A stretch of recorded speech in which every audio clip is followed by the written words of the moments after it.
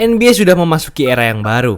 Tahta wilayah barat yang dulunya dipegang oleh tim ternama seperti Golden State Warriors, LA Lakers, dan Phoenix Suns kini telah direbut oleh tim-tim yang masih segar seperti sang juara bertahan Denver Nuggets dan OKC Thunder dengan pemain-pemain mudanya.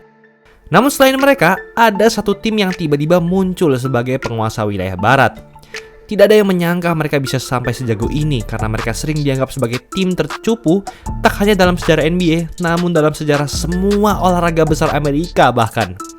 Siapakah mereka dan apa saja yang telah mereka lalui hingga menjadi salah satu tim terhebat di NBA saat ini? Sebelum lanjut, jangan lupa like dan subscribe ya.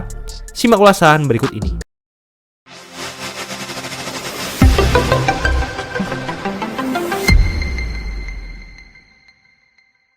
Minnesota Timberwolves berhasil menjadi salah satu tim terhebat di NBA pada musim ini.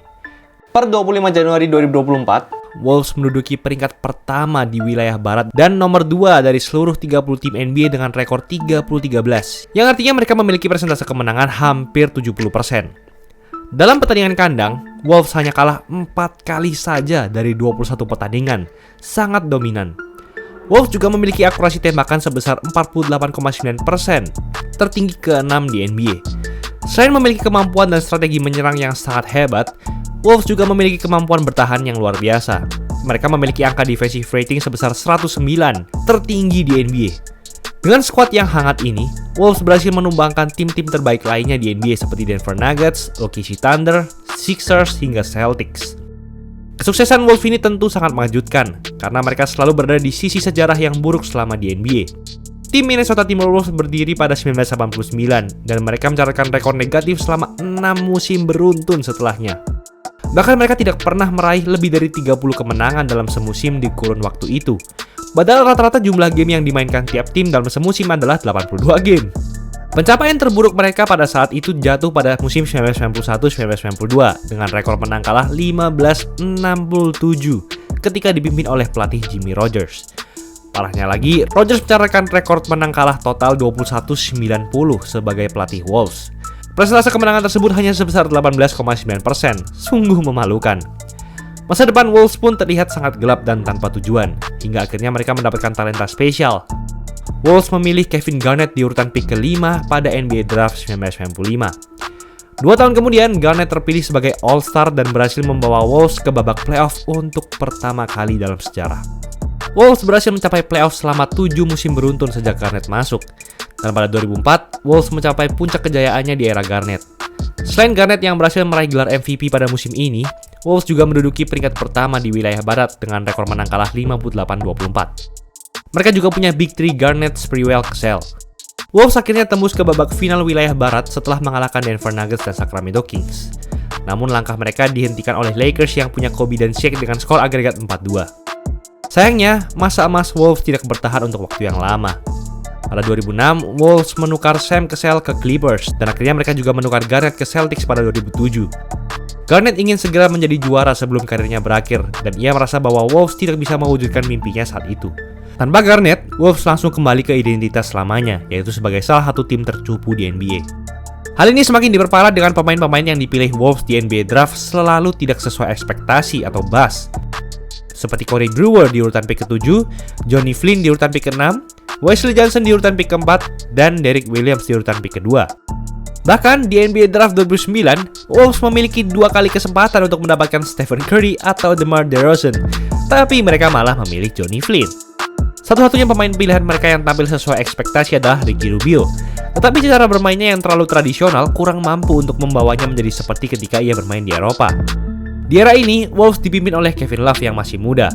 Namun kekuatan mereka masih belum cukup untuk kembali bermain di playoff. Love akhirnya ditukar ke Cavaliers untuk Andrew Wiggins, pemain pick pertama di NBA Draft 2014. Selain itu, mereka juga memilih Zach LaVine di tahun yang sama. Wolves kemudian memilih Karl Anthony Towns pada urutan pick pertama di NBA Draft 2015. Towns adalah prospek yang sangat potensial di NBA, dan akhirnya Wolves memilih pemain yang benar dan menemukan titik terang setelah bertahun-tahun gagal. Namun, Wolves tidak ingin membuang waktu dan menunggu pemain-pemain muda ini untuk berkembang. Dan pada 2017, Wolves menukar Zach LaVine, Chris Dunn, dan pemain pilihan mereka Lauri Markkanen ke Chicago Bulls untuk sang bintang Jimmy Butler. Singkat cerita, Butler langsung membawa tim Wolves ke playoff untuk pertama kalinya sejak 2004. Tapi mereka langsung kalah di babak pertama, dan Butler minta ditukar ke Philadelphia Sixers karena ia kesal dengan sikap Towns dan Wiggins yang suka malas-malasan latihan. Wolves pun kehilangan pemain bintang dan aset-aset mudanya. Hal ini makin diperparah karena pada 2021, LaVine menjadi All-Star dan pada 2023, Markkanen juga menjadi pemain All-Star dan dinobatkan sebagai Most Improved Player. Namun sisi baiknya, Towns akhirnya berkembang menjadi seorang bintang. Ia terpilih sebagai All-Star pada 2018 dan 2019, sehingga Wolves tidak perlu meragukannya lagi sebagai big man sekaligus pemain kunci. Meski begitu, Wolves tetap menjadi tim yang cupu di mana mereka lagi-lagi tak masuk playoff. Hal ini menunjukkan bahwa kehebatan Wolves hanya karena Butler saja. Dan pada 2020, mereka memilih Anthony Edwards di NBA Draft. Sekali lagi, akhirnya Wolves berhasil memilih talenta emas dalam diri Edwards. Di musim pertamanya saja, ia sudah mencatatkan rataan 19,3 points, 4,7 rebounds, 2,9 assist, dan 1,1 steals per game. Meski begitu, tim Wolves masih menjadi tim yang gagal. Tidak ada pemain senior yang bagus di tim ini. Bahkan, pada 2021, mereka sempat dinobatkan sebagai tim tercupu dalam sejarah olahraga besar Amerika dengan persentase menang kalah hanya 39,3% sejak tim ini berdiri. Pada 2022, mereka akhirnya berhasil kembali ke playoff setelah melalui babak play-in turnamen. Namun, mereka dikalahkan oleh Ja Morant dan Memphis Grizzlies di ronde pertama. Setelah musim ini, Wolves melakukan pergerakan besar yang mengejutkan NBA dengan mengambil Rudy Gobert dari Utah Jazz. Hal ini pun membuat para fans bertanya-tanya tentang rencana Wolves. Padahal mereka telah mempunyai Towns sebagai center. Terlebih lagi, mereka menukar 5 pemain dan 4 hak pilih di NBA Draft hanya untuk Gobert saja seorang. Bayangin, 9 pemain untuk 1 orang. Gila banget kan? Kemudian, Wolves juga menukar D'Angelo Russell untuk veteran Mike Conley pada pertengahan musim. Meski memiliki starting lineup yang cukup menakutkan dengan Edwards, Towns, Gobert, dan Conley, mereka masih diremehkan banyak orang karena banyak yang membenci Gobert. Gobert memang merupakan pemain bertahan terbaik di NBA dan telah dibuktikan dengan pencapaiannya. Namun kemampuan menyerangnya sangat kurang. Dan dengan kontraknya yang sangat besar sekitar 3,2 triliun rupiah, para fans berharap lebih dengan performanya. Bahkan pada awal musim 2022-2023, tim ini sempat hancur dan semua orang merosting Gobert dan berkata trade-nya ke Wolves adalah trade terburuk sepanjang sejarah NBA. Tak hanya itu, ia juga pernah bertengkar dengan rekannya sendiri sebelum playoff dimulai. Dalam pertandingan yang sama, salah satu pemain kunci Wolves juga mencederai dirinya sendiri dengan meninju sebuah tembok. Dengan situasi ini, tentu banyak orang yang tidak menganggap Wolves sebagai tim yang serius untuk jadi juara. Mereka pun akhirnya dikalahkan Nuggets di playoff 2023. Namun siapa sangka, musim ini Wolves telah berubah menjadi tim yang jauh lebih menarik dan mengerikan. Setiap pemain dapat menjalankan perannya masing-masing. Selain pemain-pemain inti, Wolves juga memiliki Jaden McDaniels, Naz Reid, Kyle Anderson, dan Nickeil Alexander-Walker, cadangan yang sangat kuat. Susunan pemain Wolves terlihat mirip dengan musim lalu, namun kali ini permainan mereka akhirnya menyatu dengan baik. Dengan pemain-pemain yang tinggi serta ukuran tangan yang panjang, Wolves bisa menjadi tim bertahan terbaik di NBA saat ini.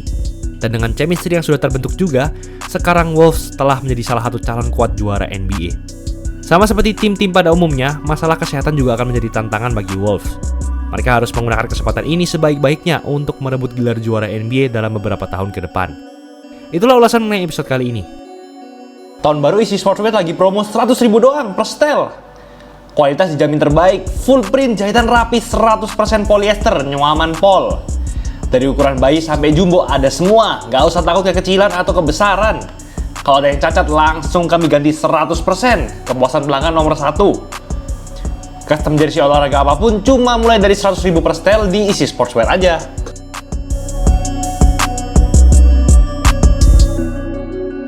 Jangan lupa like, comment, dan subscribe agar channel ini bisa berkembang dan menghasilkan video menarik lainnya.